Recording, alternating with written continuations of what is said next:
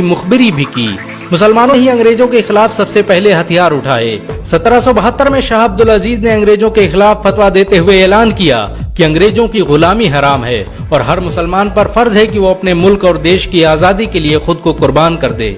1857 में होने वाले विद्रोह की प्लानिंग एक मुसलमान मौलवी अहमदुल्लाह शाह ने की थी। वो भारत के अकेले इंसान थे जिन पर अंग्रेजों ने 50,000 रुपए का इनाम रखा था। यह रकम इतनी बड़ी थी कि राजा जगन्नाथ ने पैसों की लालच में आकर अहमदुल्लाह शाह की मुखबिरी कर दी और अंग्रेजों ने उन्हें शहीद कर दिया। बहुत कम लोग जानते हैं कि 1857 में शहीद होने वाले 90% लोग मुसलमान थे। जालियांवाला बाग में जनरल डायर की गोलियों का निशाना बनने वाले अधिकतर लोग भी मुसलमान थे। भारत की आजादी का नेतृत्व करने वाले संगठन इंडियन नेशनल कांग्रेस के 9 से अधिक प्रेसिडेंट मुसलमान रहे। गांधी जी ने अफ्रीका में जहां वकालत की पढ़ाई की, वो कॉलेज भी एक भारतीय मुसलमान का था और वह जब भारत में आए तो उन्होंने आजादी के लिए अली ब्रदर्स के साथ काम करना शुरू किया जो कि मुसलमान थे। बहुत कम लोग जानते हैं कि 1921 में केरल के मुसलमानों द्वारा अंग्रेजों के खिलाफ लड़ी गई जंग में 3000 से अधिक मुसलमान शहीद हुए थे और 50,000 मुसलमानों के जेल में कैद कर दिया गया था। ये आंदोलन मोपला मुस्लिम आंदोलन के नाम से जाना जाता है। 1942 में शुरू हुए भारत छोड़ो आंदोलन की रूपरेखा मौलाना अबुल कलाम आजाद ने तैयार की थी। संविधान निर्माता डॉक्टर भीमराव अम्बेडकर को पहचान दिलाने में मुसलमानों का बड़ा योगदान रहा है। 1946 में जब भीमराव अम्बेडकर दलित होने की वजह से इलेक्शन हार गए तो बंगाल मुस्लिम लीग ने उन्हें मुस्लिम इलाके से इलेक्शन लड़ने की दावत दी।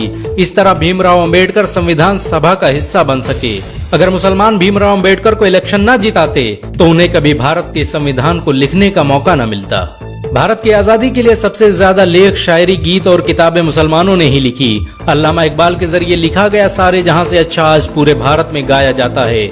आपको ये जानकर शायद हैरानी होगी कि देश के लिए शहीद होने वाला पहला पत्रकार मौलाना मीर बाकर एक मुसलमान था। भारत की आजादी के लिए मुस्लिम राजाओं और महाराजाओं ने अपने खजाने खोल दिए। कोलकाता के हाजी उस्मान सईद ने अपना सब कुछ भारत की आजादी के लिए कुर्बान कर दिया। हाजी उस्मान की अमीरी का अंदाजा इसी बात से लगाया जा सकता है कि 1920 तक कोलकाता में बनने वाला हर स्कूल और हर बड़ी बिल्डिंग उन्हीं की थी।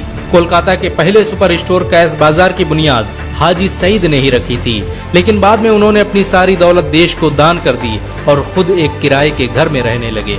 अमीर हमजा और अब्दुल हबीब यूसुफ मरफानी जैसे मुसलमानों ने अपनी अरबों रुपये की संपत्ति देश की आजादी के लिए कुर्बान कर दी।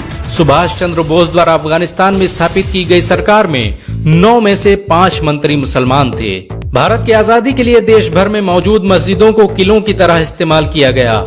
इन मस्जिदों में सुबह शाम हर वक्त भारत की आजादी के लिए ऐलान हुआ करते थे। आजादी के वक्त कोई मस्जिद ऐसी नहीं थी जिसकी दीवारों पर मुसलमानों का खून न लगा हो। इन सब के अलावा ऐसे करोड़ों मुसलमान हैं जिन्होंने भारत की आजादी और उसकी अस्मिता के लिए अपना सब कुछ कुर्बान कर दिया। सच तो ये है कि भारत की आजादी मुसलमानों के बगैर मुमकिन न थी। भारत आज भी आजादी के लिए मुसलमानों का एहसानमंद है।